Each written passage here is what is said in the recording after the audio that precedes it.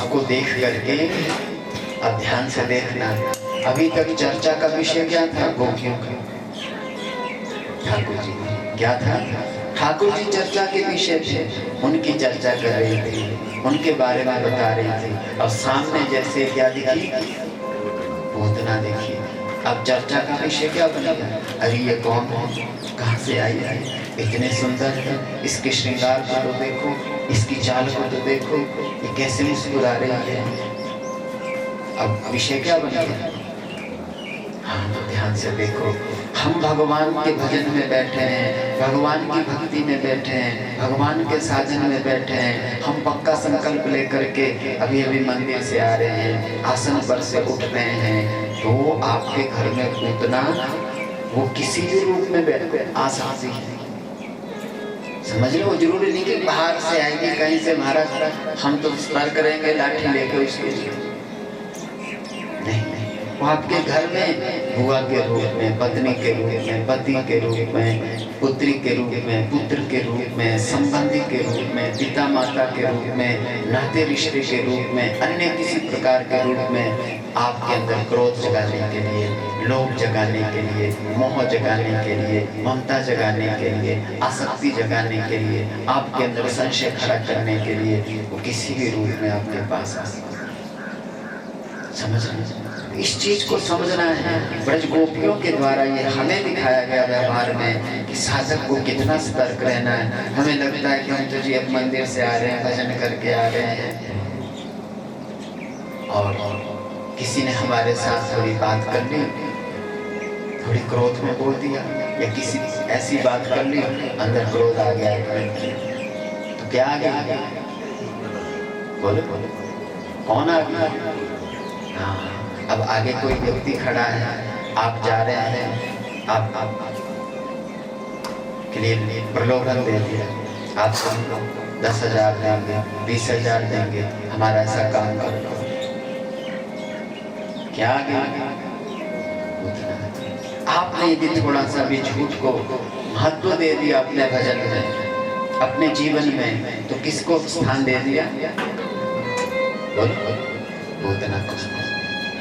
यही चीज है, इसको साधना, इसको स्मृति, ये आती ही इसके लिए है कि जो आप थोड़ा भजन कर रहे हैं, सत्संग सुन रहे हैं, थोड़ा एकाग्रता में रहना चाहते हैं, अपने संयम में रहना चाहते हैं, आप अपने भजन में आपने संकल्प लिया कि भाई हम अब पर पुरुषों की तरफ नहीं देखेंगे, पर स्त्री की तरफ नहीं देखेंगे। अब आपके सामने स्त्री के रूप में भी आ सकती है, आपके सामने पुरुष के रूप में भी आ सकती है। वो पूतना है ना, माया, आपको गिराने के लिए, आपके चरित्र को गिराने के लिए, आपकी मर्यादा को गिराने के लिए वो किसी भी रूप में आपके सामने खड़ी हो जाए।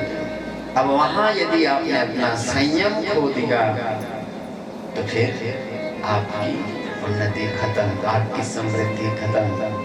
तो इसको कहते हैं समझ, इसको कहते हैं विवेक, इसको कहते हैं जागृति। इस पूतना से हमने बचना है। अब वो कैसे मुस्कुरा के आ रही है, बोल रही है, अरे बहनों, देखो क्या बोला पूतना, अरे बहनों, मैंने सुना है कि यहाँ ब्रज में नंदराय जी के लाला भयो। अब भोली भाली ब्रज गोपियाँ, हाँ हाँ बहन, हम भी अभी अभी दर्शन करके आ रहे हैं, तुमने सही सुनो है, हमारे यहाँ ब्रज में कन्हैया आए हैं, बड़े सुंदर है। अरे बहनों, मैं भी वहां को देखने के लिए आई, मैं भी लाला को देखने के लिए आई, पर हमने तो यहाँ ब्रज में तो को कभी ना देखा। तू कौन है, कहाँ से आई है? अरे बहनों, तुम ना जानो, मैं दूर के रिश्ते की बहन हूँ, यशोदा की। तो देखो कैसे आ रही है पूतना, समझनी होती है इन कथाओं को, रिश्ते बनाकर कैसी आ रही है, रिलेशन बना करके हमारे घर में घुस रही है, हमारे मन में घुस रही है, हमारे भीतर आ रही है। कैसे?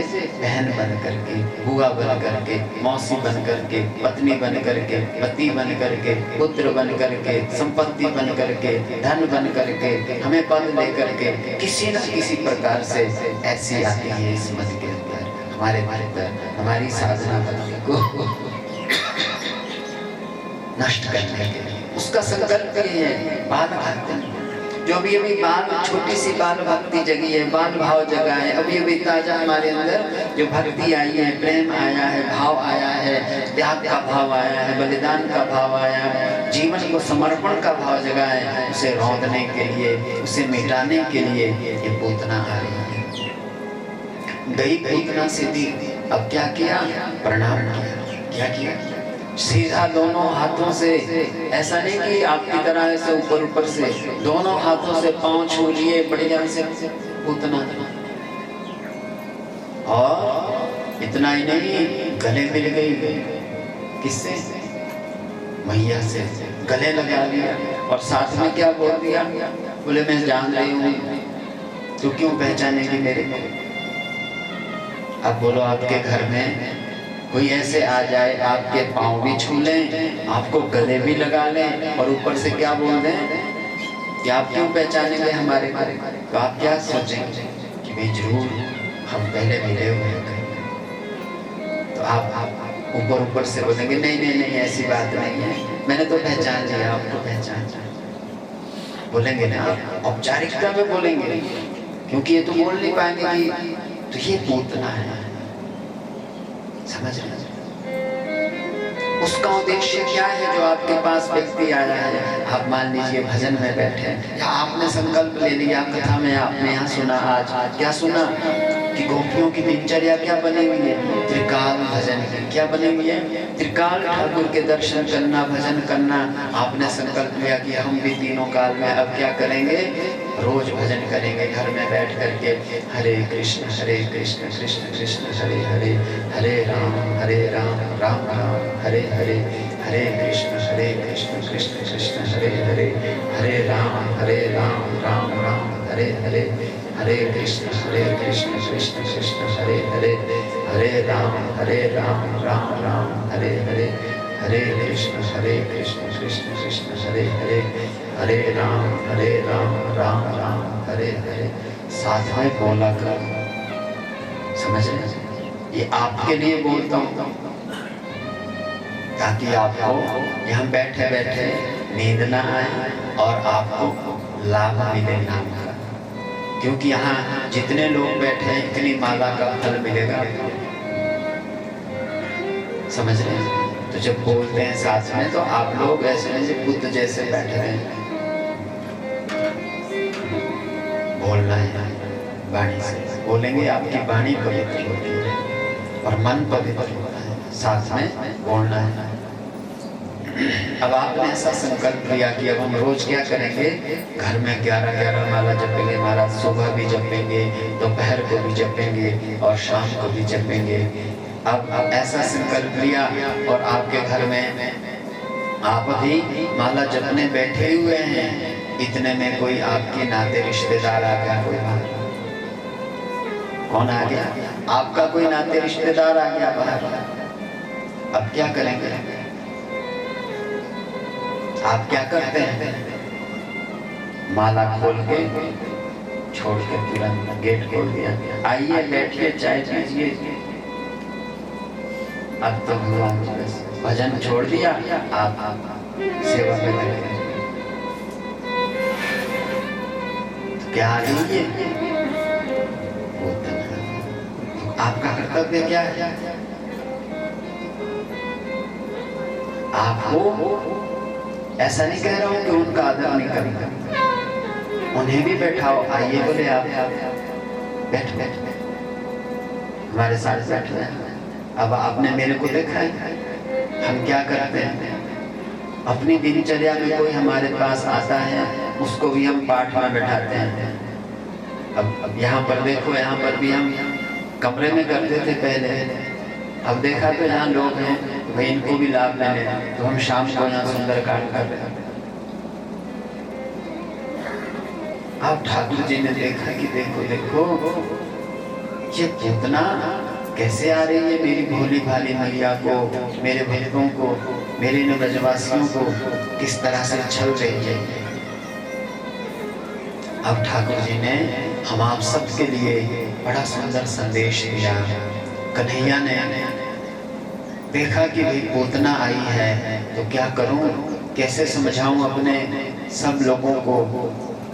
तो उन्होंने अपनी आंखें बंद कर ली। क्या किया? ठाकुर जी ने अपनी आंखें बंद कर ली। आंखें बंद करके अब कन्हैया क्या कर रहे हैं?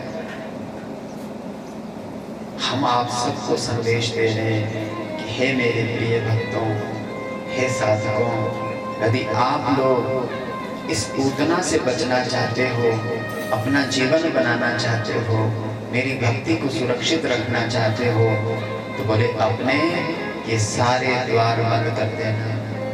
क्या करना? अपने ये सारे द्वार बंद कर देना। कौन से द्वार? ये आंखें, कान, नासिका, ये मुख, ये द्वार है।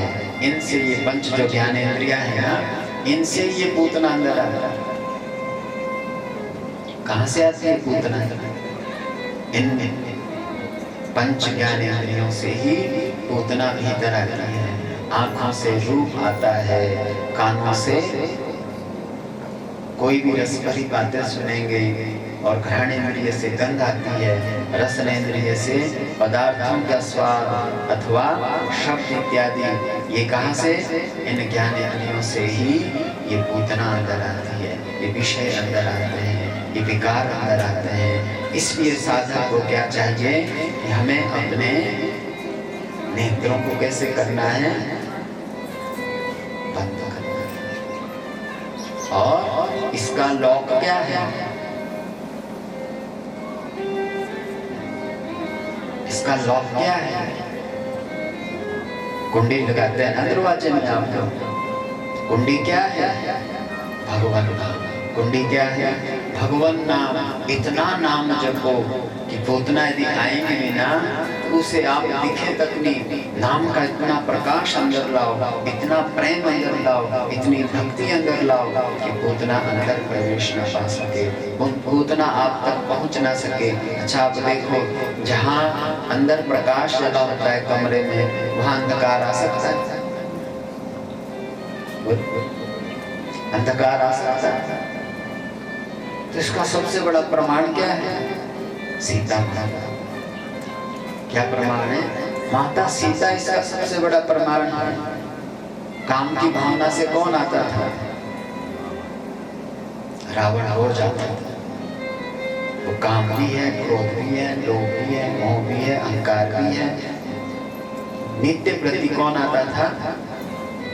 रावण आता था। तो उसका भीतर प्रवेश ना हो, सीता माता ने क्या किया था? किसका आश्रय लिया? नाम का। नाम पहाड़ो दिवस निसी। बोले दिन रात क्या करती थी? राम राम राम राम राम राम राम राम राम राम राम राम। ऐसे नाम का क्या बना दिया? पहाड़। क्या बना दिया? नाम पहाड़ो दिवस निसी।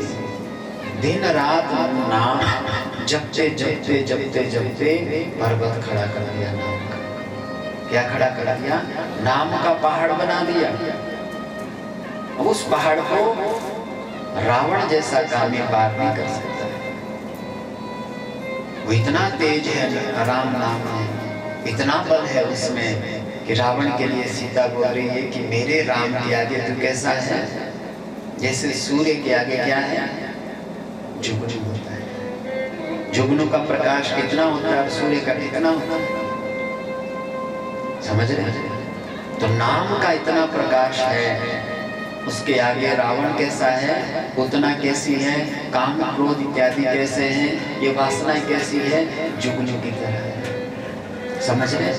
इसलिए क्या पकड़ना है? इसकी कुंडी क्या है? नाम। क्या है? नाम को इतना जपो, हर पल हर क्षण, चलते हुए, फिरते हुए, घूमते हुए, हर तरह से किसका जप करो? नाम का। हरे कृष्ण कृष्ण कृष्ण हरे हरे, हरे राम राम राम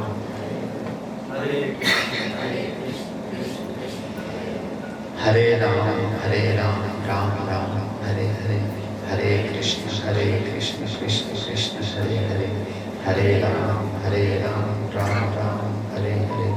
हरे कृष्ण कृष्ण कृष्ण हरे हरे, हरे राम दिवस में से बोले दिन रात। कैसे? दिन रात जब हम नाम का आश्रय लेंगे, नाम का जप करेंगे, तो वहाँ पूतना आएगी, रावण आएगा, कंस आएगा, कोई भी विकार आएगा, वो आपके भीतर प्रवेश नहीं कर सकता है। अपनी आँखों को बंद रखना है, कानों को बंद रखना है, इंद्रियों को संयम में रखना है, चलते हुए होश में रहना है। आप कहीं भी जाते हैं, होश में रहते हैं। क्या करते हैं? होश में चलना है, चेत कर चलना है। चाहे लौकिक व्यवहार में आप चाहे कहीं भी जा रहे हैं, चाहे आप विवाह में जा रहे हैं, किसी के कार्य में जा रहे हैं, कहीं उत्सव में जा रहे हैं, चाहे आप मायके में जा रहे हैं, चाहे आप कहीं ससुराल में जा रहे हैं, कहीं भी आप जा रहे हैं, तो वहाँ कैसे जाना है? होश। कैसे जाना है? होश में रहना है, चेत के रहना है। चाहे आप बाजार में जा रहे हैं, चाहे आप किसी भी स्थान के लिए निकल रहे हैं, चेत करके चलो, भगवान का स्मरण करते हुए चलो, नाम का आश्रय लेकर के चलना है। आपके वाणी पर प्रभु का नाम हो, तब आप भटकेंगे, पूतना आप तक नहीं पहुंच पाएगा। आपके नेत्र झुके हुए रहेंगे और भीतर से मन प्रभु के चरणों में रहेंगे। फिर आप कहीं भी रहेंगे, आपको कोई भी अपनी तरफ आकर्षित नहीं कर पाएगा, पूतना न खींच पाएगी, कोई भी आपको गिरा नहीं पाएगा। तो ये चीजें सीखिए। इस तरह से ये साधना की चीजें बताई जा रही है।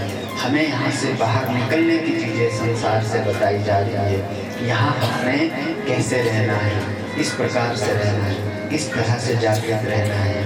अभी यहाँ चूक कर ली हमने, थोड़ा भी कहीं पूतना को स्थान दे दिया, तो फिर हम गिर जाएंगे। अब ये लाभ के क्या आएगा? क्या लेकर के आएगा? विष लेकर। क्या लेकर के आएगा? विष लेकर के आएगा। तो ये विष क्या है हमारे लिए? विषय क्या है? विषय, ये संसार के जो विषय हैं, यही साधक के लिए क्या है? विष। विष क्या है हमारे लिए? ये संसार के विषय ही साधक का विष है। हम लोग तो इसके पीछे पड़े। प्रहलाद जी कह रहे हैं, पुनः पुनः चर जिन विषयों को हम एक जन्म में नहीं, 2 जन्म में नहीं, 3 जन्म में नहीं, 4 जन्म में नहीं, असंख्य जन्मों से भोग चुके हैं। असंख्य जन्मों से जिन विषयों को भोग चुके हैं, आज भी हम उन्हीं विषयों के पीछे भाग रहे हैं, उन्हीं विषयों को भोगना चाहते हैं, उन्हीं विषयों को चखना चाहते हैं।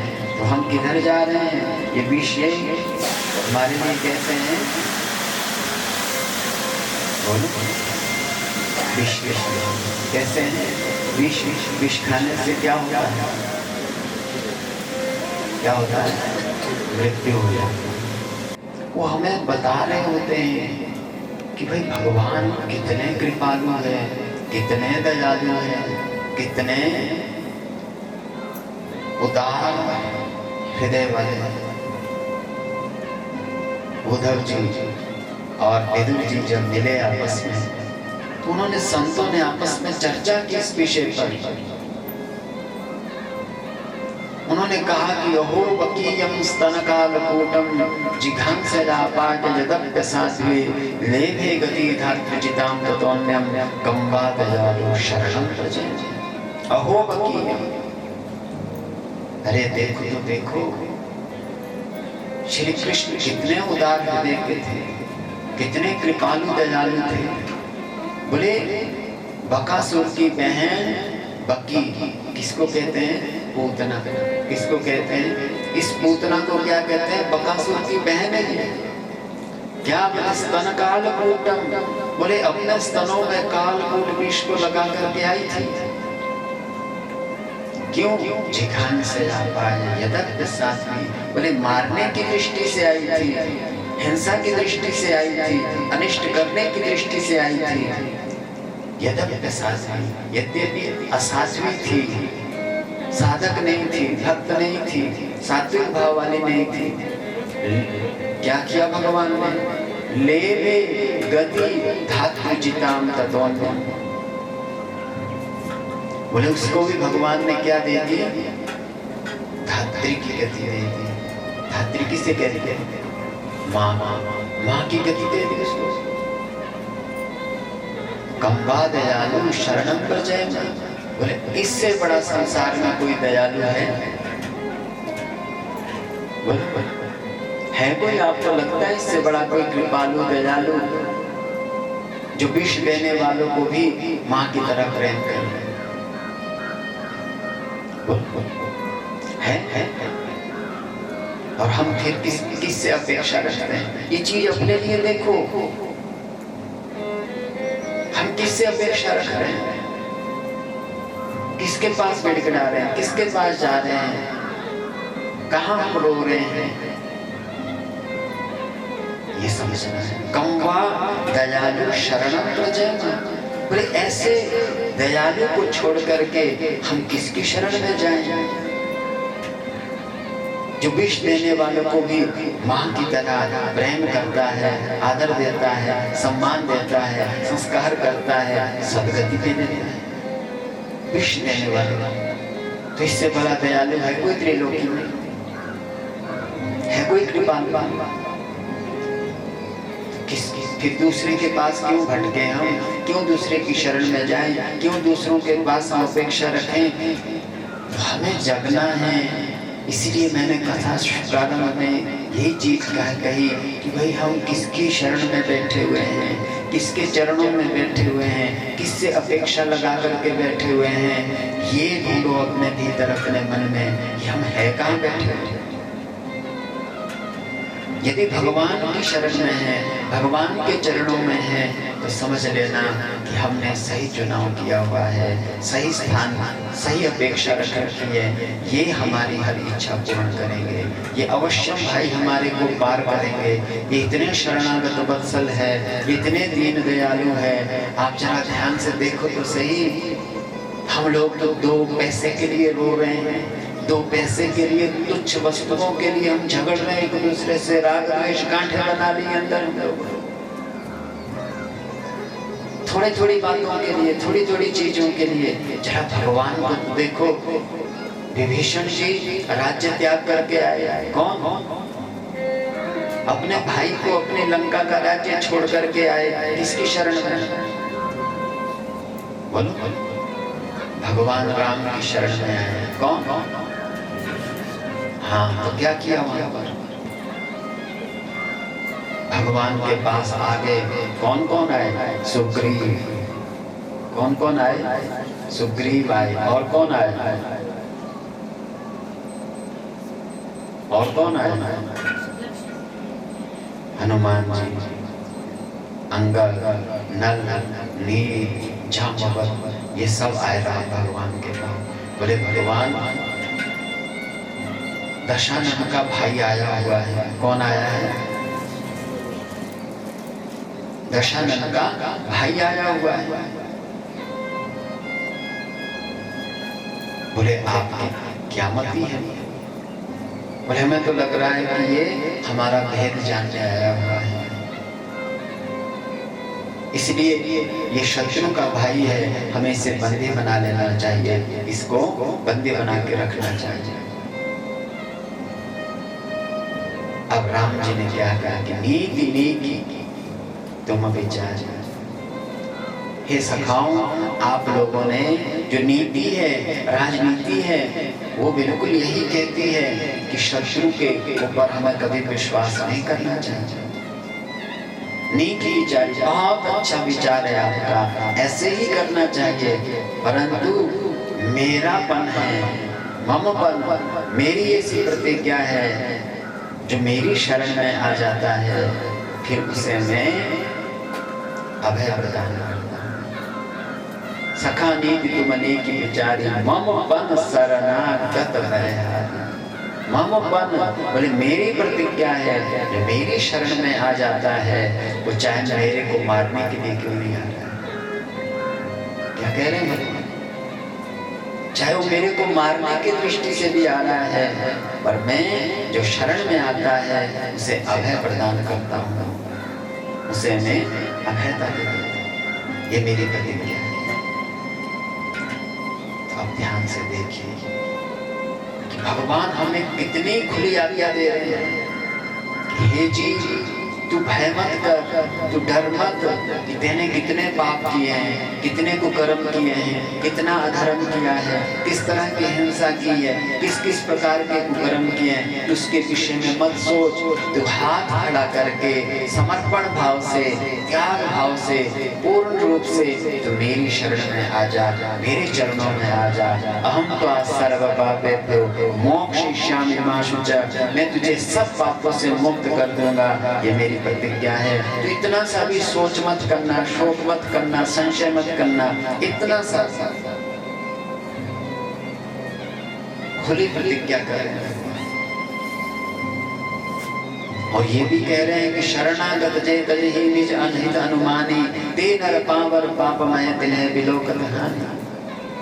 बोले शरण में आए हुए का जो परित्याग करता है, उनसे बड़ा पापी यद्यपि कोई नहीं होता है। तिन्हीं भी लोग, बोले ऐसे शरणागत को त्यागने वाले को देखने से भी पाप लगता है।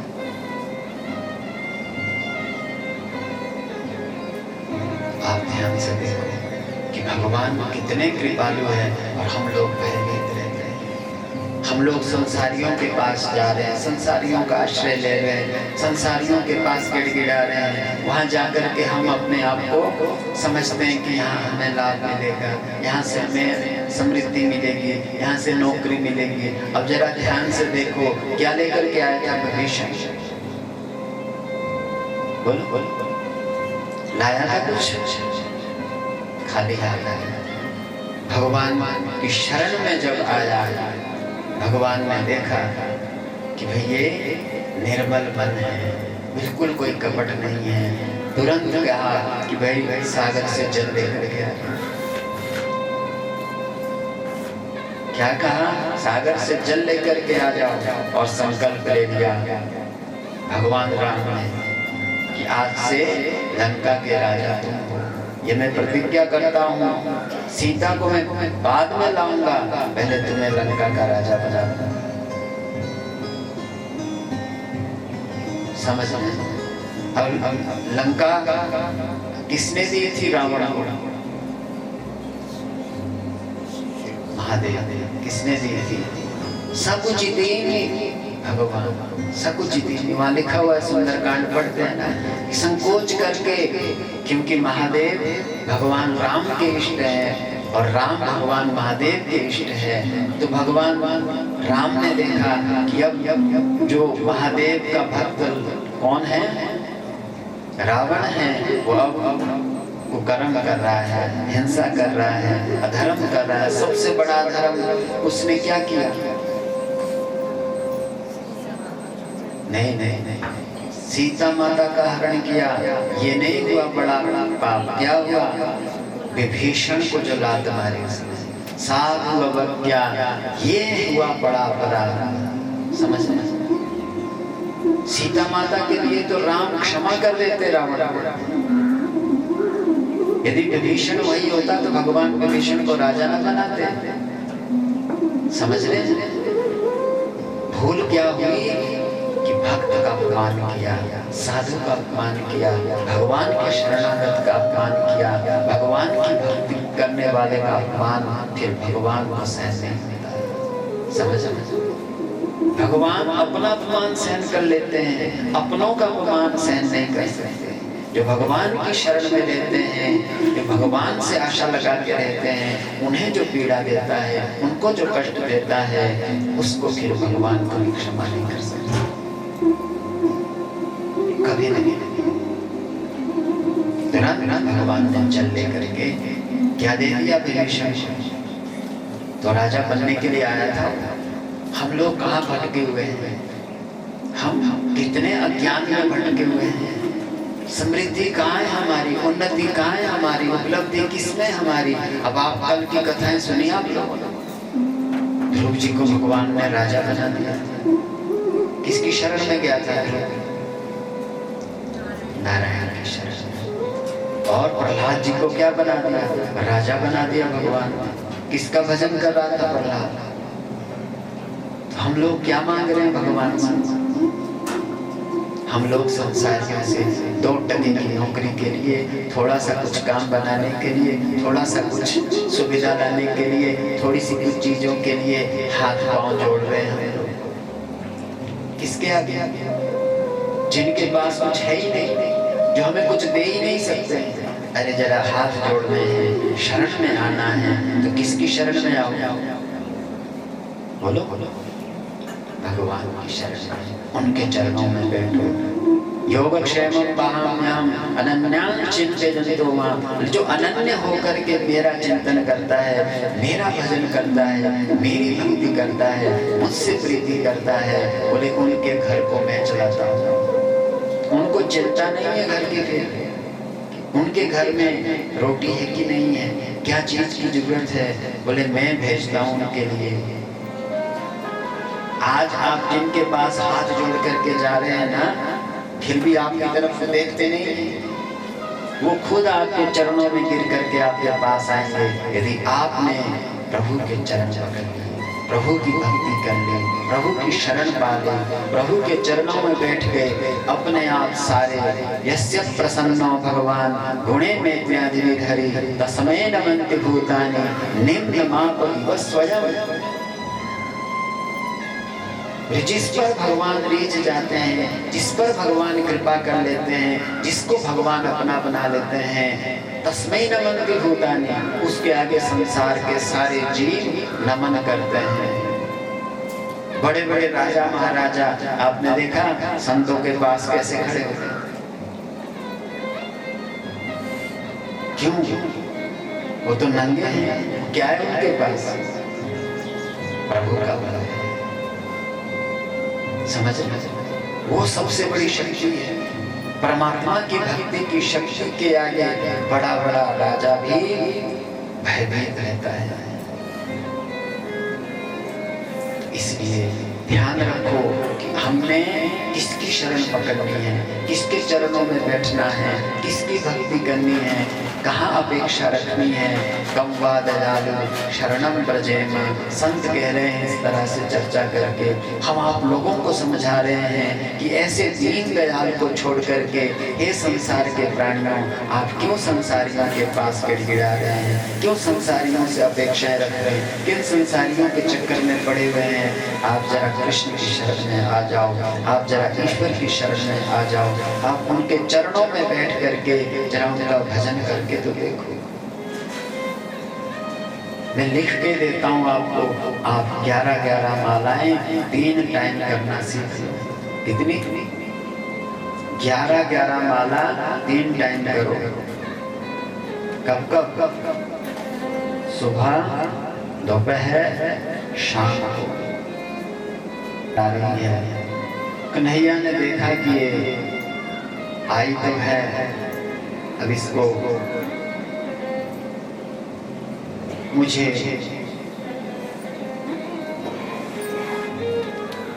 सदगति देनी है, इसके सत्य को भी प्रकट करना है। जो मेरे भोले भाले ब्रजवासी हैं, भक्त हैं, वो भी देखेंगे कि ये पूतना कैसे आई थी। अब ठाकुर जी उसके प्राण खींचने लगे। क्या खींचने लगे? प्राण खींचने लगे। अब वो पूतना आडंबर करने लगी।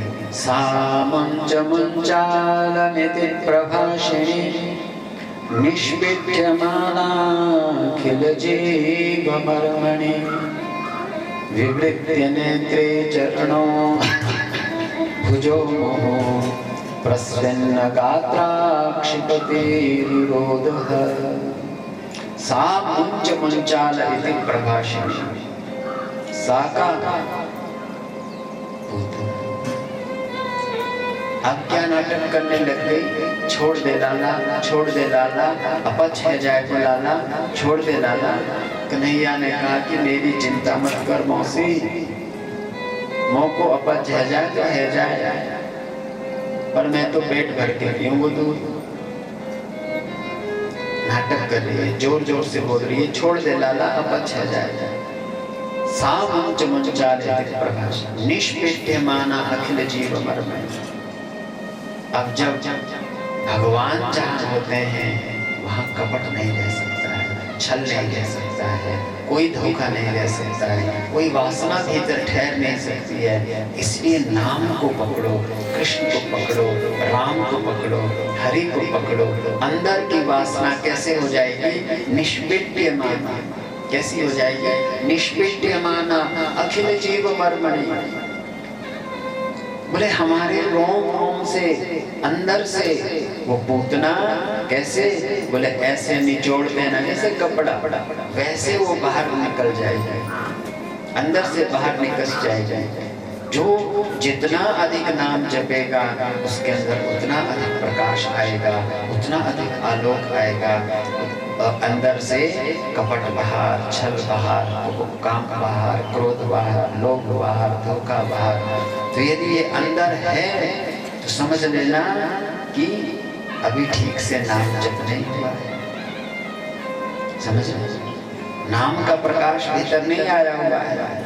यदि अंधकार है अंदर, पूतना, काम, क्रोध, लोभ इत्यादि ये शत्रु अंदर बैठे हुए हैं, तो समझ लेना कि ठीक से अभी नाम का प्रकाश नहीं आया है, नाम का जप नहीं हुआ है। क्योंकि ये दो चीजें एक जगह नहीं रह सकती है। जहाँ नाम है तहाँ काम नहीं, और जहाँ काम है तहाँ राम नहीं। समझ लो, ये पक्की गारंटी है। अपने को धोखे में मत रखना। ये देखो अंदर, यदि अंदर काम है, क्रोध है, लोभ है, मोह है, वासना है, आडंबर है, कपट है, छल है, तो वहाँ राम नहीं हो सकते, नाम नहीं हो सकता। इसलिए नाम को ठीक से जपो। कैसे जपना है?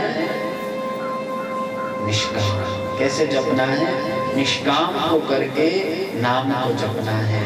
निष्काम भाव से जब नाम जपेंगे तो वो निष्काम नाम हमारा काम बना देगा। हमारे अंदर की पूतना को, हमारे भीतर की अपवित्रता को, हमारे भीतर की वासनाओं को कौन निकाल देगा? वो नाम निचोड़ देगा। जैसे अब पूतना आई थी भेष बदल करके अनिष्ट करने की भावना से, भगवान को मारने के क्यों आई थी? भगवान को मारने के उद्देश्य से आई। अब ध्यान से देखिए, आपके भीतर यदि भगवान की भक्ति है, भगवान का नाम प्रकाश है, तो वो पूतना मार पाएगी? बोलो, मार पाएगी आपके नाम को? नहीं। जैसे यहाँ आई है पूतना और कृष्ण का कोई अनिष्ट नहीं कर पा रही है, अब बल का प्रयोग कर रही है। क्या कर रही है? बल का प्रयोग कर रही है। हाथ से छुड़ाने लग गई। क्या करने लग गई? हाथ से छुड़ाने लग गए पूतना। ठाकुर जी अब हाथ से भी नहीं छूट पा रहे, पूरा बल लगा लिया। अब कन्हैया ने और अधिक उसको प्राणों को खींचना प्रारंभ किया, उससे और अधिक पीड़ा होने लगी। अब उसका रूप बदलने लग गया। अभी तो बड़ी सुंदर दिख रही थी, बड़ी सौम्य दिख रही थी, बड़ी अच्छी दिख रही थी। अब क्या होता है? उसका असली रूप बाहर निकलने लग गया। अब विवृत्य नेत्रे चरणों भुजो, अब उसकी बड़ी बड़ी आंखें होने लग गई और अब वाणी से भी अलग आवाजें, चिल्लाने चीखने की आवाजें आने लगी। जोर जोर से अपने हाथ पांव पटकती हुई अब वहां से भागने लगी।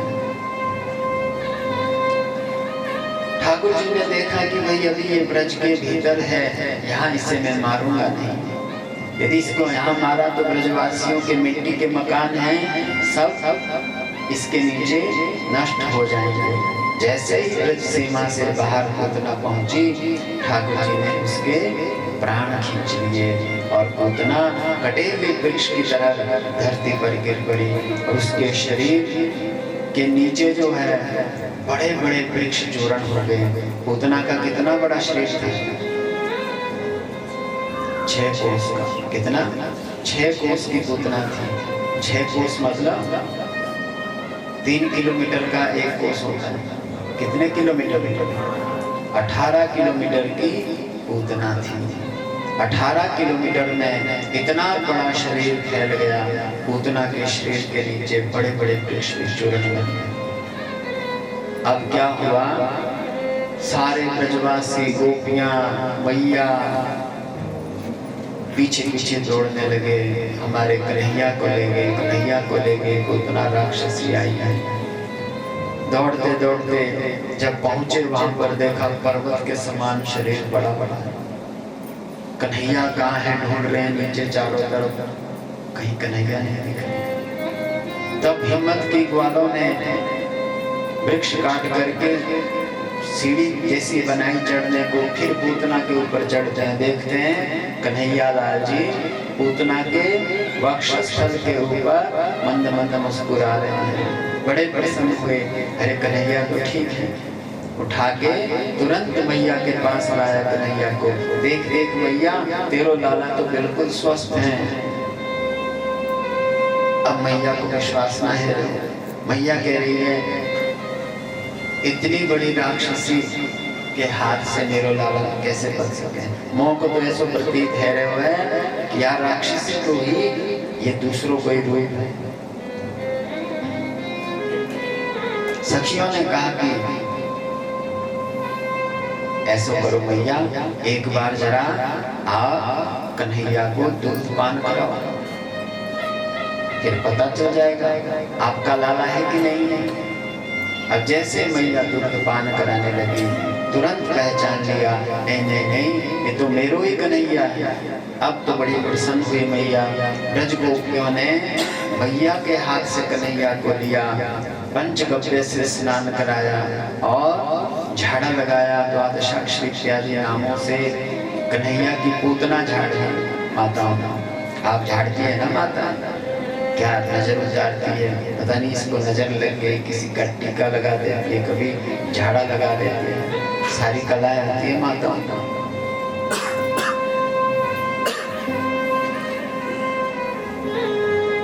ब्रज गोपियों ने कन्हैया की क्या झाड़ी? पूतना झाड़ी। अब ब्रजवासियों ने पूतना के शरीर को काट काट करके यमुना के किनारे जला दिया। इसके बाद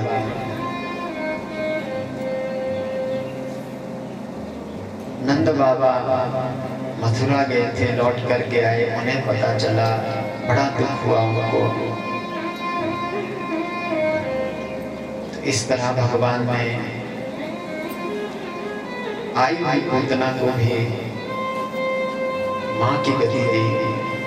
हम आप लोगों के लिए भगवान ने शरणागति का संदेश दिया कि कोई कितना भी हिंसक है, पापी है, अधमी है, जो मेरी शरण में आता है उसे मैं अपना लेता हूँ, अपना बना लेता हूँ। ऐसे ही तृणावर, शकटासुर, अघासुर, ये असुर आते हैं ब्रज में। ठाकुर जी ने इन सबका भी उद्धार किया। गर्गाचार्य जी आए, उन्होंने भी नामकरण किया। आकर के कन्हैया का नाम क्या रखा? कृष्ण रखा। और दूसरे लाला का नाम बलराम रखा। क्या रखा? अयम ही रोहिणी पुत्रो। ये जो ये बड़ा लाला है, ये रोहिणी का लाला है। बला क्या बलम विदु, बल की अधिकता के कारण इन्हें बलराम कहेंगे। और ये कृष्ण जो है, इसमें बड़ा आकर्षण होगा, इसलिए इसे कृष्ण कहेंगे। जो भी इसका नाम लेगा वो इसकी तरफ खींचा चला जाएगा।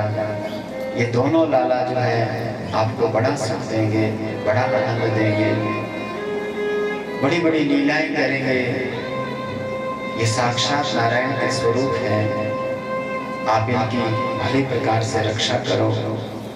ये बड़ी बड़ी विपत्तियों से, बड़े बड़े संकटों से आपको उबारेंगे। अपने पुत्रों की ऐसी महिमा सुन करके नंद बाबा मैया अति प्रसन्न हुए। गर्गाचार्य जी को बहुत सारा अनाधन प्रदान किया। ठाकुर जी के दर्शन पाकर गर्गाचार्य जी लौटे हैं। अब एक दिन मैया ने दोनों लालाओं का श्रृंगार किया स्नान के उपरांत, और दोनों को ऐसे खुले आंगन में छोड़ दिया और स्वयं भीतर गृह कार्य में लग गए। तावंग्रियुग्ममनुकृष्य सरिसृपन्तो घोषा प्रघोष रुचिरं व्रजकरदमेषु तन्नादरिष्टमनसा अनुसृत्य लोकं मुग्धप्रभीतवदुपे यतुरन्ति मात्रो।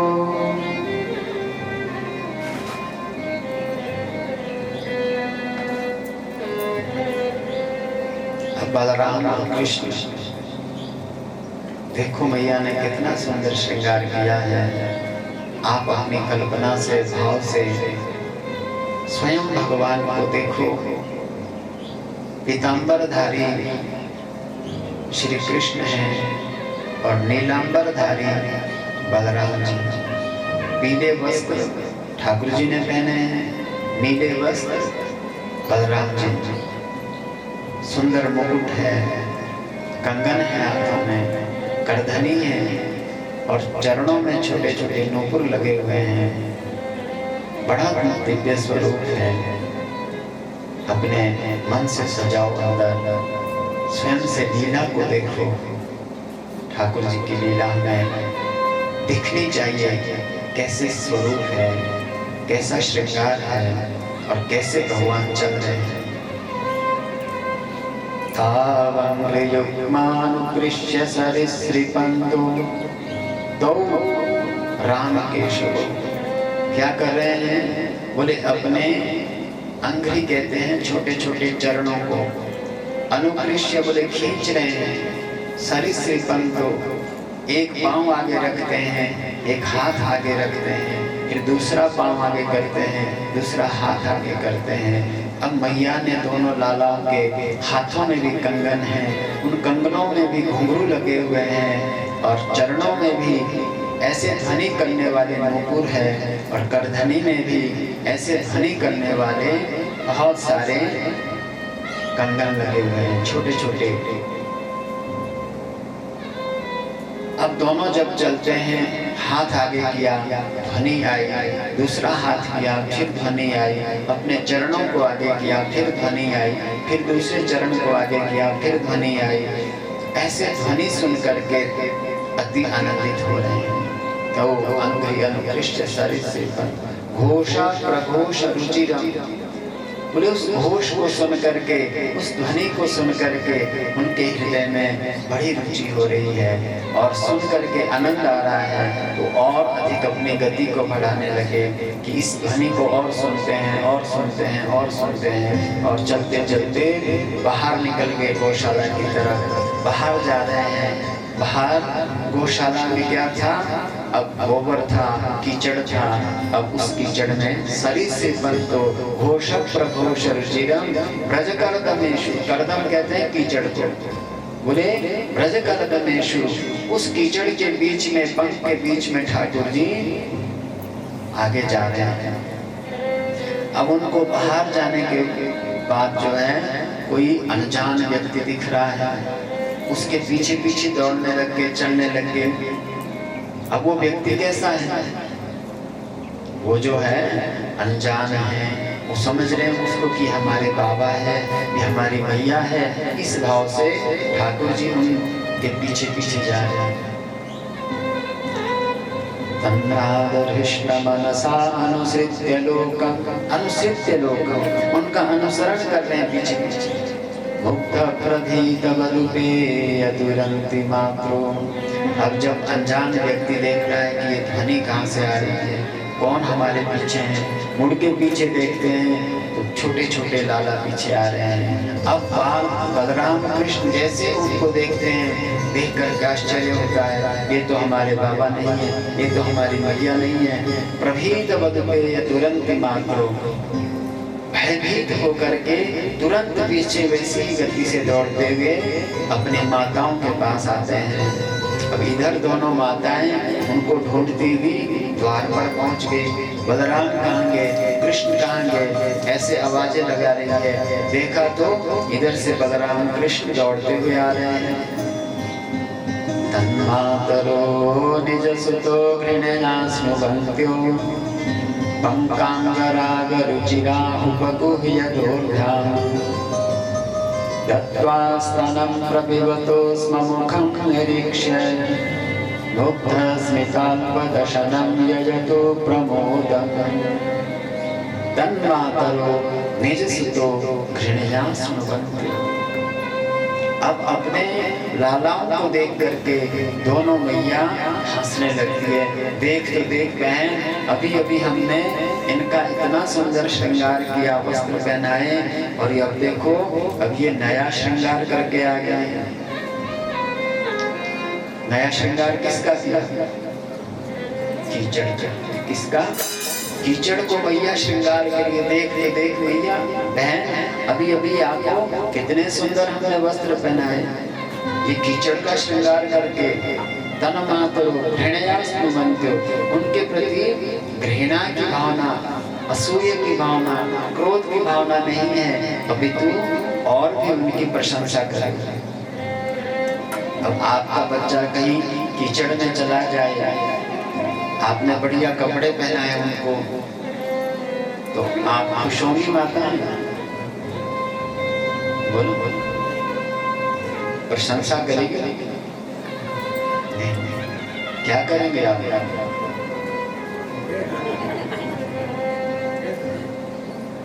कान के ऊपर 2-4 झाड़ देंगे। परंतु मैयाएं आपस में चर्चा करके देखते देख हमारे कन्हैया में ये कीचड़ भी कैसा शोभा पा रहा है। कैसे? घृणया पंकांग राग रुचिरम उपगुह्य दोर्भ्याम्। पंकांग राग रुचिरम, बोले ये पंख, ये कीचड़ भी कैसा लग रहा है, मानो किसी ने अंगराग लगा रखा है। अंगराग समझते हैं आप लोग जो लगाते हैं ना, कहाँ जाते हैं ब्यूटी पार्लर, नया बनने की कोशिश करते हैं आप लोग। ये झुर्रियाँ मिट जाए हमारी, छाइयाँ मिट जाए हमारी, ऐसा लगाओ बढ़िया वाला। इसको क्या कहते हैं? अंगराग। तो यहाँ क्या लगा है?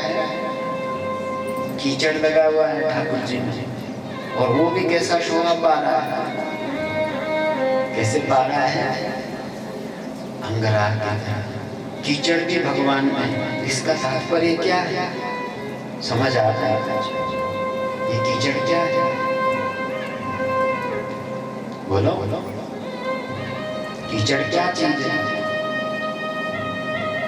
विषयों भोगों से युक्त जो प्राणी है, क्या है?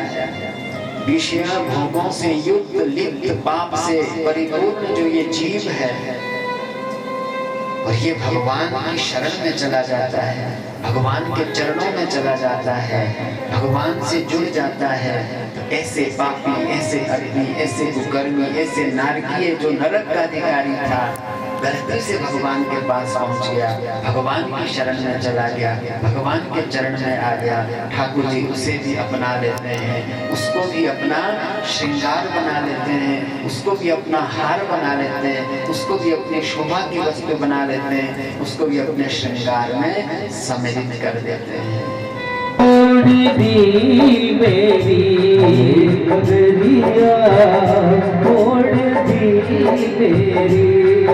कि आकर पीछे से चुपके, आकर पीछे से चुपके, आ गए पीछे से चुपके, आकर पीछे से चुपके, तेरे इस कान्हा ने चलिया ने जगरिया छोड़ दी मेरी गुजरिया, छोड़ दी मेरी।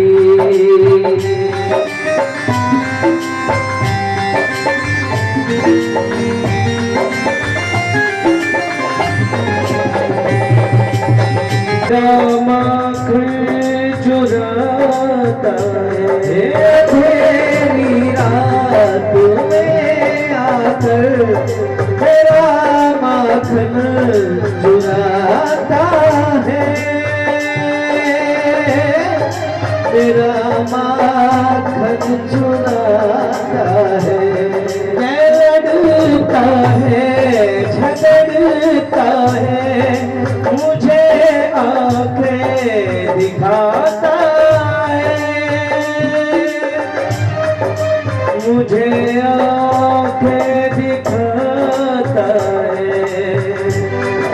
चुनरिया खींच कर मेरी, चुनरिया खींच कर मेरी, चुनरिया चुनरिया खींच कर मेरी, वो मारा हाथ घूमत कट पे धनिया, तोड़ दी मेरी दुनिया, तोड़ दी मेरी।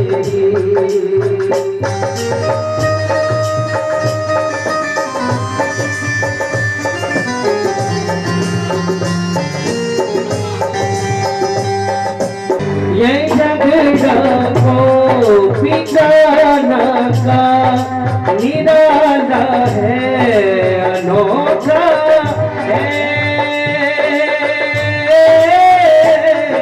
निराला है, अनोखा है। ये झगड़ा को पिटाना का अनोखा है, निराला है,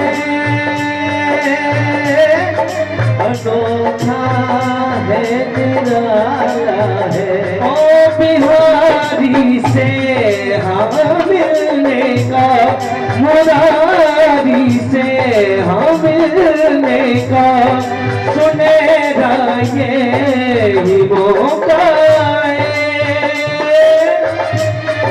सुनेरा ये ही मौका है।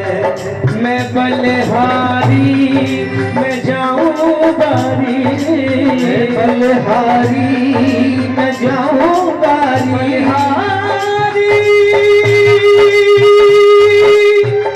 मैं जाऊं बारी,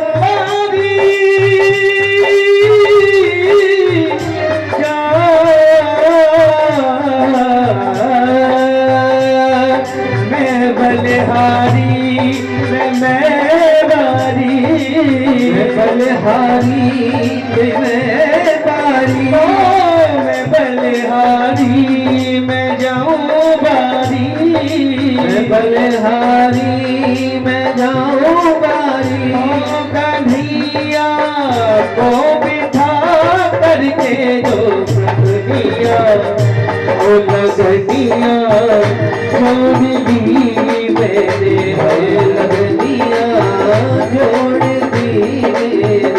और की आकर पीछे से चुप के, आकर पीछे से चुप के, वो मारा हाथ घूमत पट पे धनिया, तोड़ दी मेरी दुनिया, तोड़ दी मेरी लगनिया, तोड़ दी मेरी लगनिया, तोड़ दी मेरी।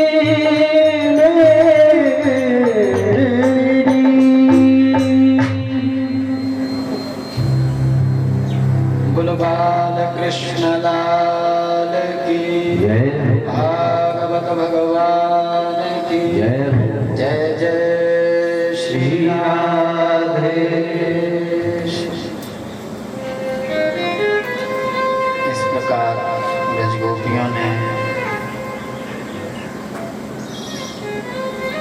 कन्हैया का दर्शन पाना था, बुलाना तो केवल बहाना था। ठाकुर जी के दर्शन पाकर के सब अपने स्थान लौटते हैं। एक दिन कन्हैया सखाओं के संग खेलने निकले हैं। वहां ठाकुर जी ने मृद भक्षण किया, मिट्टी पाई। ये सुन देख करके सखा बड़े आश्चर्यचकित हुए कि कन्हैया मिट्टी क्यों खा रहे हो। तुरंत दौड़ते हुए मैया के पास गए, मैया मैया आज देखो देखो कन्हैया ने माटी खाई है। वाह को आपने दूध दही माखन न दियो का। मैया ने कहा कि नहीं, मैंने तो कन्हैया को दूध दियो है, माखन दियो है। दूसरा सखा कहता भैया मैंने देखो लाला कन्हैया ने इतनो बड़ो पहलो माटी को पाए।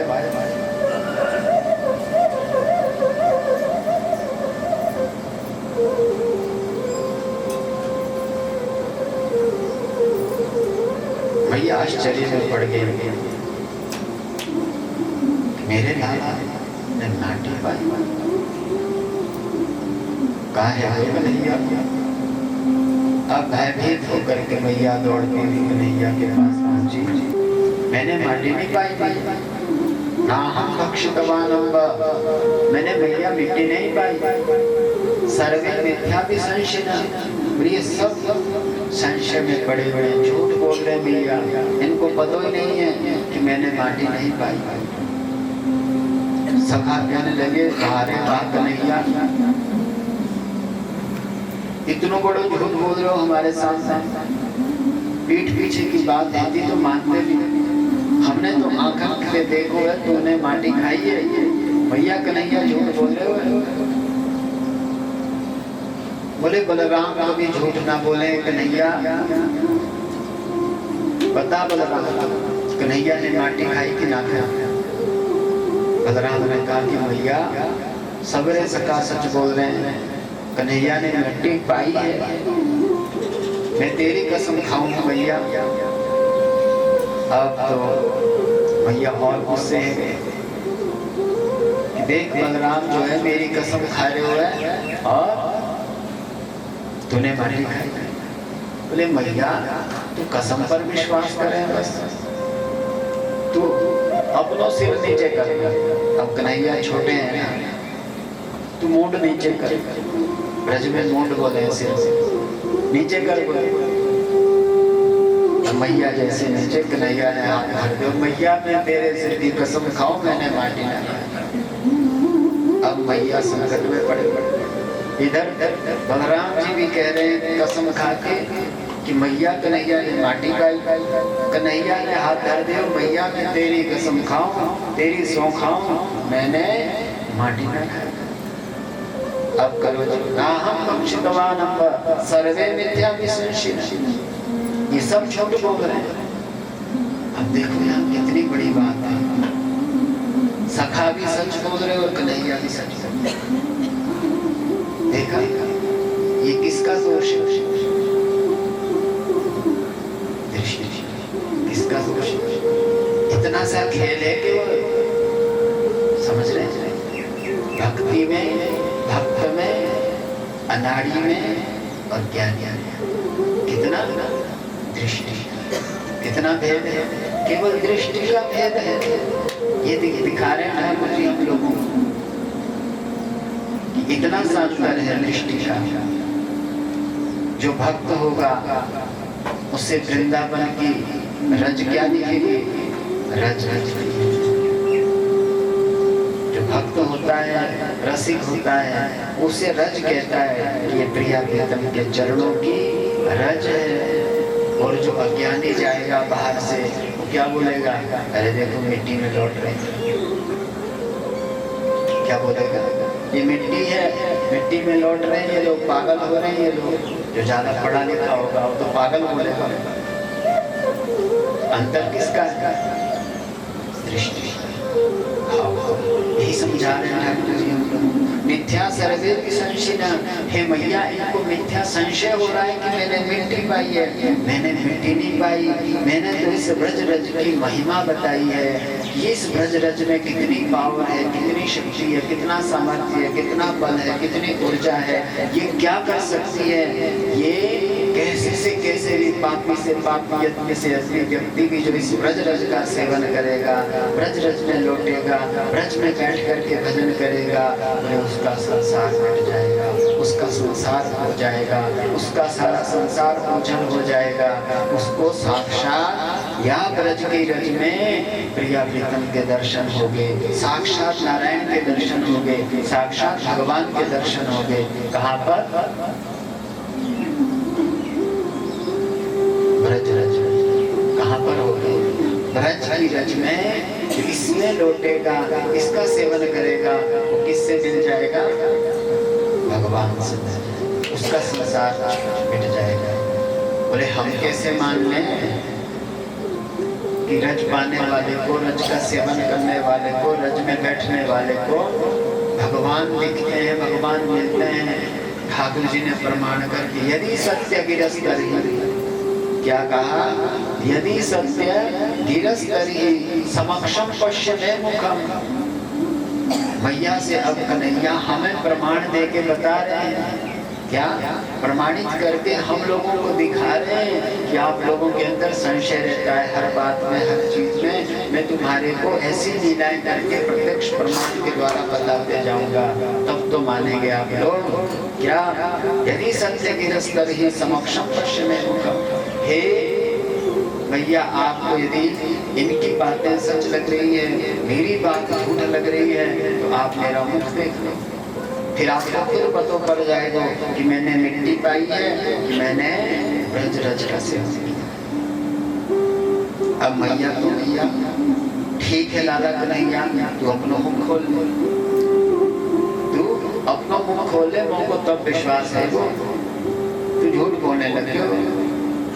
अब जैसे ठाकुर जी ने मुख खोला, मुख में कन्हैया के मुख में मैया को मिट्टी तो ना दिखी, वहाँ तीनों लोक दिख गए।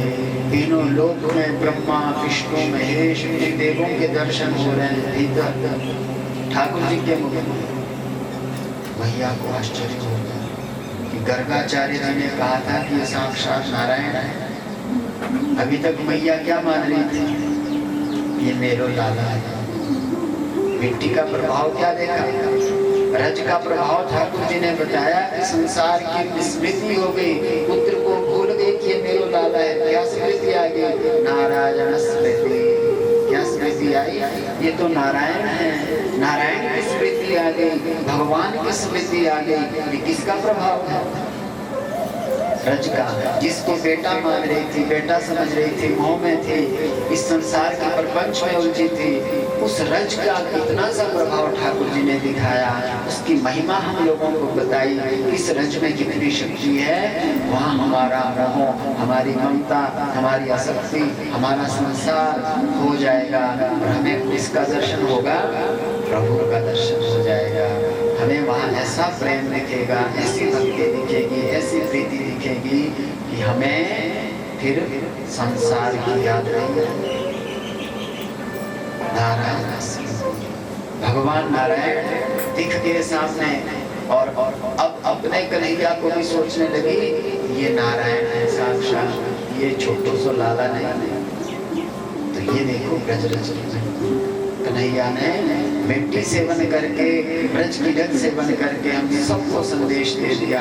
यदि मेरा दर्शन पाना है, मेरी भक्ति पानी है, मेरे से प्रीति करनी है, मेरे को जानना पहचानना है, मेरी इस रज की उपासना करो, मेरी इस रज का सेवन करो, मेरी इस रज में बैठ करके मेरा चिंतन करो, मुझे खोजो, तब तुम्हें मेरी भक्ति मिलेगी, मेरी प्रीति मिलेगी और मैं तुम्हें प्राप्त हो जाऊंगा। अब कन्हैया ने देखा कि मैया ने तुमको पहचान ली। अब यदि मैया के पास में जानो भी चाहूँ तो मैया तुमको बड़े आसन पर बैठा करके धूप अगरबत्ती करने लग जाएगी, आरती उतारने लग जाएगी। ये तो नारायण है, ये तो भगवान है, मेरी लीला तो यहीं खत्म हो जाएगी। अब कन्हैया ने यत्नोत वैष्णवी माया, तुरंत अपनी वैष्णवी माया का विस्तार किया और मैया के भीतर से जैसे ही मैया ने आंख बंद की, अब मैया को कन्हैया छोटे से दिख रहे हैं, मुख में कुछ नहीं दिख रहा। और भाव जग गया कि मेरे लाला को भूख लगी है, या आकाश से या ने मिट्टी खाई है। उठा लिया गोद में और कन्हैया को लेकर के भीतर चले गए।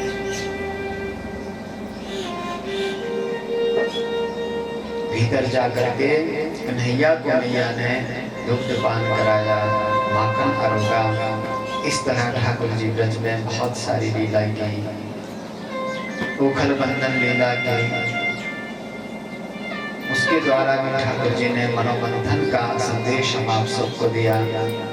फिर वृंदावन कन्हैया गए, अघासुर बकासुर का संहार किया, ब्रह्मा जी का मान मर्दन किया और ब्रज गोपियों ने कन्हैया को पाने के लिए 1 महीने तक व्रत किया। ठाकुर जी ने उन ब्रज गोपियों, अब व्रत किसका किया था? गोपियों ने किसकी पूजा किया? कात्यायनी माता की, दुर्गा माता की पूजा किसकी? किसको पाने के लिए?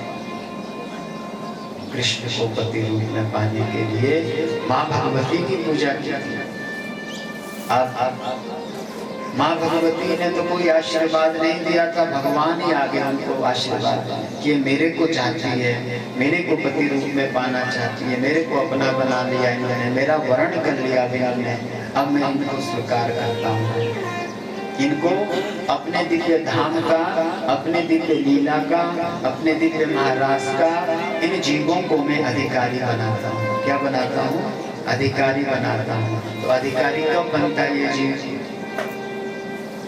जब इसका मोह छूटता है, ममता छूटती है, आसक्ति छूटती है। तो मोह इत्यादि ये चीजें तो ठाकुर जी ने उपासना से बताई कि ये चीजें करना, जैसे भी बताया ना, रज पा करके बताया कि वृंदावन धाम, इस रज में संतों के दर्शन, संतों की सेवा, उस रज में बैठ के भजन करना, उससे तो ये काम क्रोध लोभ इत्यादि मिटेंगे। अब दूसरी चीज क्या है? एक देहाध्यास होता है। क्या होता है? देहाध्यास होता है हमारा। इस देह के प्रति ये छूटता नहीं है जल्दी। चाहे हम ब्रज में भी जाएंगे, धाम में भी जाएंगे, वहाँ एक देह का अभिमान बना रहता है कि मैं स्त्री हूँ, मैं ब्राह्मण हूँ, मैं क्षत्रिय हूँ, मैं वैश्य हूँ, मैं शूद्र हूँ, मैं अमुक हूँ। ये देहाध्यास है, ये नहीं छूटता है व्यक्ति का जन्म। ये बना हुआ रहता है उसका धाम में। तो इसको छुड़ाने के लिए भगवान आए हैं। हम लोग क्या कहते हैं, जो मंदमती होते हैं ना, छोटी बुद्धि वाले, नीच सोच वाले, अधम मार्ग में चलने वाले, जो नास्तिक प्रवृत्ति के प्राणी होते हैं, वो क्या कहते हैं? देखो देखो इनके भगवान ने क्या किया। ऐसा होता भगवान, ऐसा करता है भगवान। अरे नहाती हुई स्त्रियों के कपड़े छीन बोलते हैं, ऐसा होता भगवान नहाती हुई स्त्रियों के कपड़े छीनिए। अरे मूर्खो, ये पता भी है भगवान ने छीना क्या है। कपड़े किसको बोलते हैं? हम सोच रहे हैं ये कपड़े छीने भगवान, इसकी क्या जरूरत थी जी? भगवान कपड़ों की कमी थी, उन्होंने कोई दुकान डालनी थी क्या? क्यों छीने कपड़े? पहले इस भाव को समझना होता है। भगवान ने ये कपड़े नहीं छीने, उन्होंने इस कपड़े के भीतर के अभिमान को छीन लिया। कपड़ा कौन है? ये शरीर, इसको कपड़ा कहते हैं। किसको?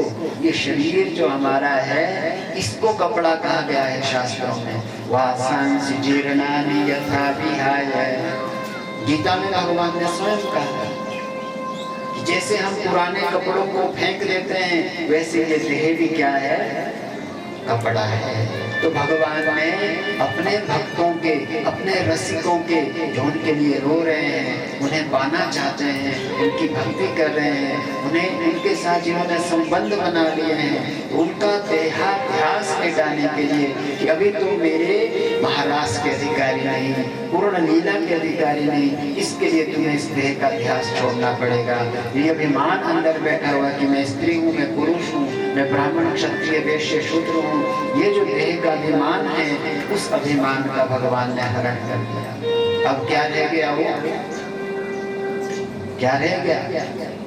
जीव। क्या रह गया? जीव मात्र रह गया। अब वो भगवान से मिलने का अधिकार है। अब वो ज्योति रूप है बस। समझ रहे हैं क्या है? जो आपको भी तो पहले दिन से हम यही तो कर रहे हैं, यही तो छुड़ा रहे हैं, आपका देहाध्यास मिटाने की तो कोशिश कर रहे हैं पहले दिन से लेकर। महादेव ने भी यहीं से कथा शुरू की थी कि भाई मृत्यु को जीतना है तो देह से ऊपर उठना पड़ेगा, गेह से ऊपर उठना पड़ेगा, इससे परे निकलना पड़ेगा, तब हम मृत्यु पर जय पा सकते हैं, तब हम भगवान की लीला के, महाराज के धाम के अधिकारी बन सकते हैं। यदि ये देहाध्यास बना रहेगा तो हमें ना कथा समझ में आएगी, न इस कथा को हम अपने पल्ले ला सकते हैं, संभाल सकते हैं। इसके लिए क्या? देह से ऊपर, गेह से ऊपर, वर्ण से ऊपर, आश्रम से ऊपर उठ करके तब ये कथा हमें समझ आती है। ये क्या कहना चाहते हैं? कौन है हम लोग? बोलो। हाँ, जब देहाध्यास छूटता है ना तब क्या रहते हैं हम? जीव मात्र है। इसको गिरा दो जरा, मिट्टी को, वायु को, जल को, तेज को, आकाश को, यही तो है ये चमड़ी हमारी, जिसका विमान कितना बड़ा पाल के चले हुए हम अहंकार में, कितनों का अपमान कर रहे हैं, कितनों का तिरस्कार कर रहे हैं, कितनों की उपेक्षा उपहास कर रहे हैं, इस चमड़ी के कारण, इस देह के कारण। यही तो पाप का कारण है हमारे, इसी के कारण हम अधोगति में जा रहे हैं। जब तक इसका ध्यास नहीं छूटेगा तब तक हम भगवान की लीला के, भगवान के धाम के, भगवान के महाराज के अधिकारी हैं। तो भगवान क्या कर रहे हैं? अब आपने जब किया उनको कात्यायनी, महामाये, महायोगी, नदीश्वरी, मतलब मंत्र जब कर रही है गोपियां, इस तरह से उपासना कर रही थी कृष्ण हमें पति। अब वर्ण तो कर लिया कृष्ण, क्या सुन नहीं रहे, देख नहीं रहे? तो देखा इस जीव ने मेरा वर्ण किया है, इसको मैंने अपना अधिकारी बनाना है, इसका देहाध्यास निकालना पड़ेगा। क्या निकालना पड़ेगा? देहाध्यास उसे खींचा है भगवान ने, उसका हरण किया उस जीव का। अब क्या रह गया? वो शुद्ध बुद्ध मुक्त जीव मात्र रह गया। अब उस जीव को भगवान बुलाते हैं कहाँ? महाराज में। तब कल सुनेंगे महाराज की कथा ना, तब पहुंचता है ये जीव। तब वहां बताते हैं कि क्या हो गया? अब ये गोपी बन गया। क्या बन गया? ये जीव गोपी अपना पुरुष है ना स्त्री है। यदि वहां पुरुष स्त्री का होता ना तो महादेव को क्यों खड़ा कर देते? बोलो, महादेव को क्यों खड़ा कर दिया वहां द्वार के ऊपर? महादेव आए थे अपने त्रिशूल लेकर के कि मुझे भी महाराज में देखना है, जाना है। बोले महाराज ऐसा प्रवेश नहीं है, आप पुरुष भाव से यहाँ आए हैं, ऐसे नहीं जा सकते आप, आपको भी आपके भाव से जाना पड़ेगा। समझ रहे? देहाध्यास लेकर के महाराज में प्रवेश नहीं है। तो देह का ध्यास भगवान ने हरण किया, छीन किया। अब क्या रह गया शेष? जीव मात्र।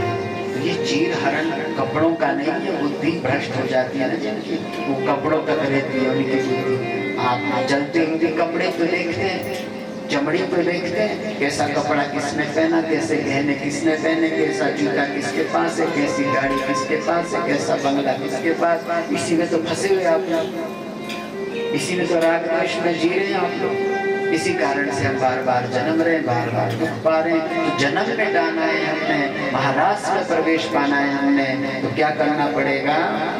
भगवान की शरण होना, भगवान का वर्ण करना पड़ेगा। तब भगवान ही हमारा देहाध्यास मिटा सकते हैं, हम खुद से नहीं मिटा सकते। हमारा काम तो शरण में आना है और उनका वर्ण करना है।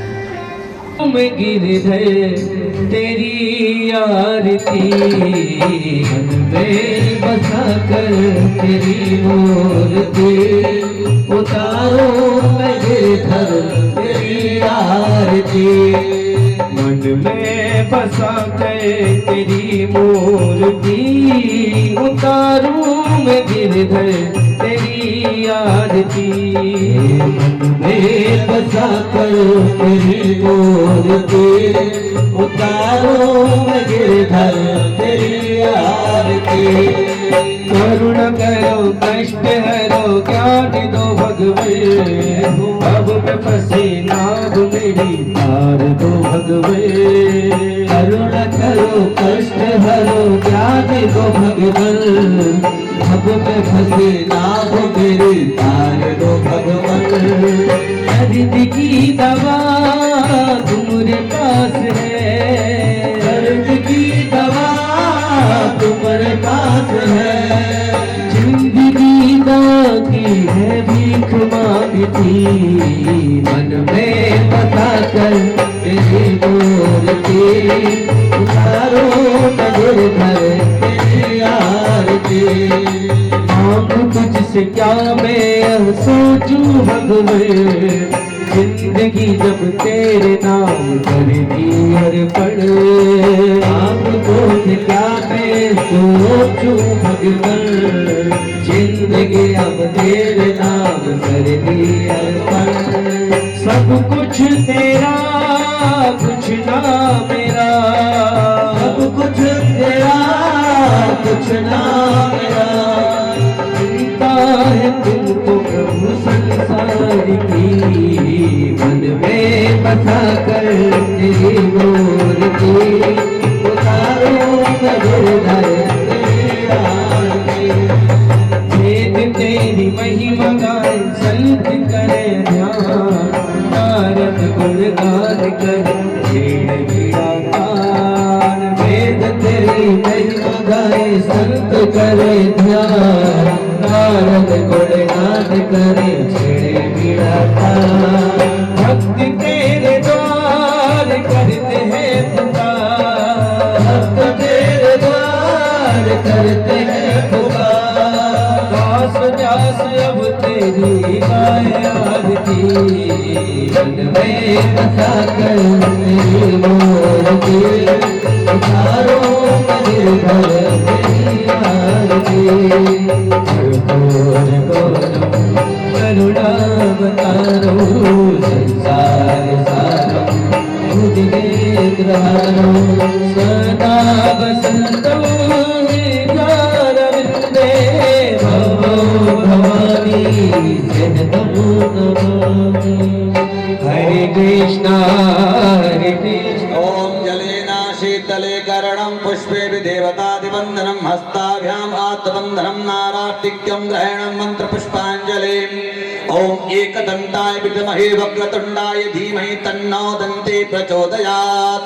ओम नारायणाय विद्महे वासुदेवाय धीमहि तन्नो विष्णु प्रचोदयात्। ओम महालक्ष्मी विद्महे विष्णुपत्नी च धीमहि तन्नो लक्ष्मी प्रचोदयात्।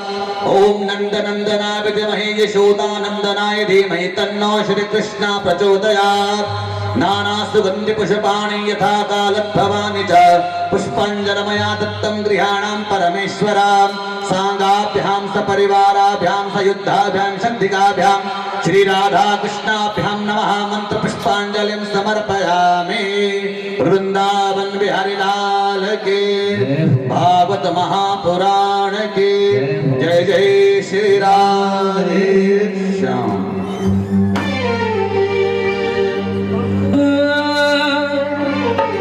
मेरे सरकार का दीदार बड़ा प्यारा है, मेरे सर प्यारा है।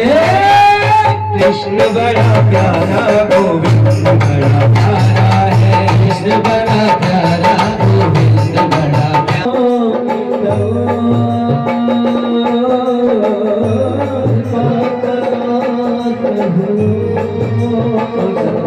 भगवान की जय। नारायण शरण तुम्हारी,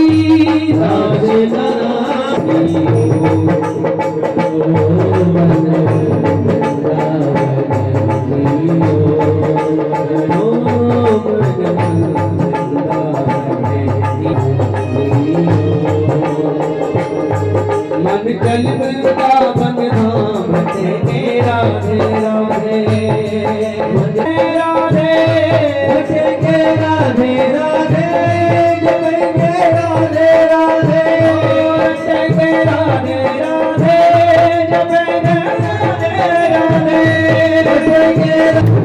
राधे।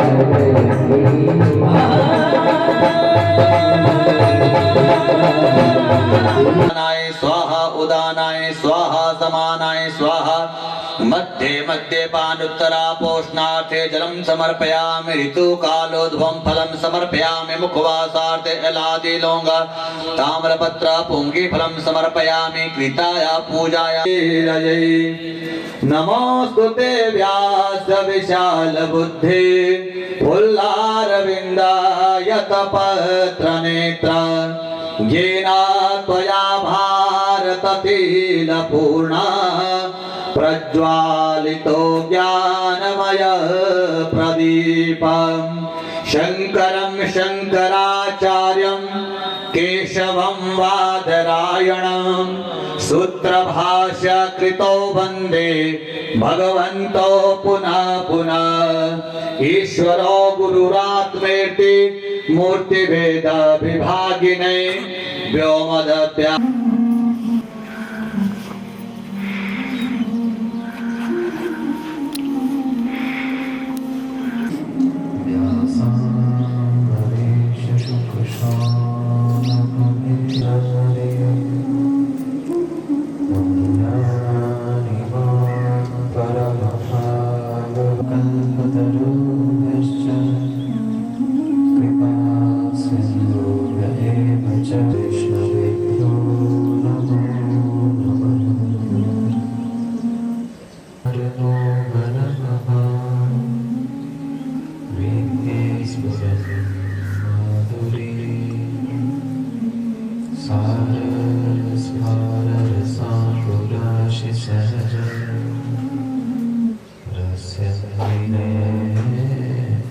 Shri